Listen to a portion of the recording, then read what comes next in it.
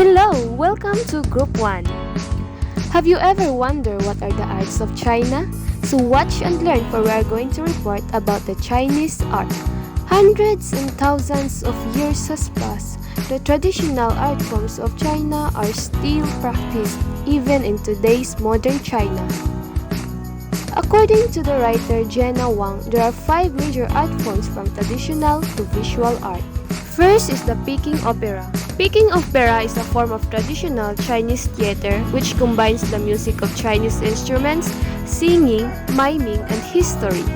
The Peking opera was formed because of the 4 big opera troupes from Anhui province entered the capital and combined with Kongo, Yecyec, Hanzhou, and Luantan opera. The birth year of Peking opera is commonly set at 1790, the year of the 18th birthday of the Kangdong Emperor. It arose during the late 18th century and became extremely popular in the 19th century during Qing Dynasty. There are currently 4 main role categories in the opera. They are Sheng, Dan, Zheng, and Jiao. Each character has a different age, gender, and social status. Shen is the main male role, Dan is a female character, Jin is a painted face male, and Jiao means ugly, or this character has a comedy role. The traditional operas consist of mainly tales of preceding dynasties, important historical events, emperors and empresses, ministers and generals, and geniuses and great beauties. One of the famous players in the opera is Mei Lan Feng. His performance in Shattering Flowers won him a special fame. His masterpiece plays include Farewell My Concubine and Eternal Regret. By using makeup, wearing different types of costumes, and using colorful props, this makes the opera apply the elements and principles of art. Second is the Chinese zither or guzheng. Guzheng is a traditional Chinese instrument. It has a rectangular shaped harp made of wood and laid flat instead of standing up. The guzheng has existed since the spring and autumn period and the Warring States period, and became especially popular during the Qing Dynasty. The ancient guzheng had 12 strings. Until 1961, the common guzheng had 18 strings. In the same year, Zhou Jingmao, together with Wang Zunji, introduced the first 21-string guzheng after 2 years of research and development. Guzheng can produce music that transcends the very world to reach harmony with nature. It was the embodiment of the ancient culture that stressed clarity, inner peace, few attachments, and lofty aspirations, and they used it to cultivate their moral character. One of the famous players of the guzheng is Zhang Shaoqi. She won the first prize, the gold prize, at the Chinese Youth Folk Instrument Solo Contest. The soundtrack of The Last Emperor is one of the examples of guzheng.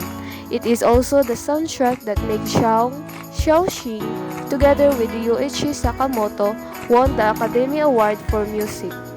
The third one is shadow puppetry.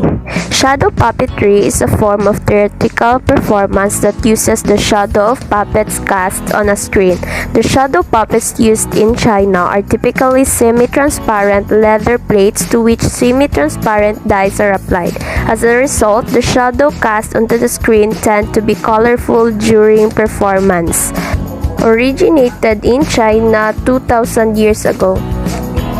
During the Han Dynasty, Emperor Han Wudi was rendered irrevocably heart-sick to the sudden passing of his favorite concubine. The roots of shadow puppetry in China can be traced back to the early Han Dynasty, where the practice served as form of entertainment reserved only for nobility. Props used in Chinese shadow puppetry. The animal skins are pressed, engraved, and dyed to form the shape of human characters, birds, beasts, and background of the miscellaneous records on Ministry of Music is written by Duan Anji during the Tang Dynasty. Lu Bang is the founder of Han Dynasty. Shadow plays work to pass historical stories, social morals, and cultural myths from generation to generation. Puppet manipulated by skilled masters to create illusion, movement accompanied by song and dance. This piece of historical record not only portrays the expert use of puppets by people in ancient times, but also shows how a puppet can always be used as a substitute for a real person in order to complete the task that may be dangerous. The fourth one is Chinese calligraphy. Chinese calligraphy is a traditional form of writing characters from the Chinese language through the use of ink and brush. It is a tradition that is rooted in China through centuries of practice. It is an art of turning characters into images through pressure and speed of the pointed Chinese brush. It is emphasized that the expressions of emotions while being a mental exercise to an artist, which coordinates body into the mid of selecting the best styling for the presentation of the passage content. Calligraphy means beautiful writing. It is one of the traditional arts and written form that unites the languages spoken in China. It has an extensive history about 1,000 years ago, a unique artistic form of Chinese cultural treasure and represents Chinese arts, responsible for the development of numerous forms of art. Revivalist calligraphers Zhao Mengfu 1254 to 1368. Zhao Mengfu 1254-1322 developed the popular classical traditions of the Tang.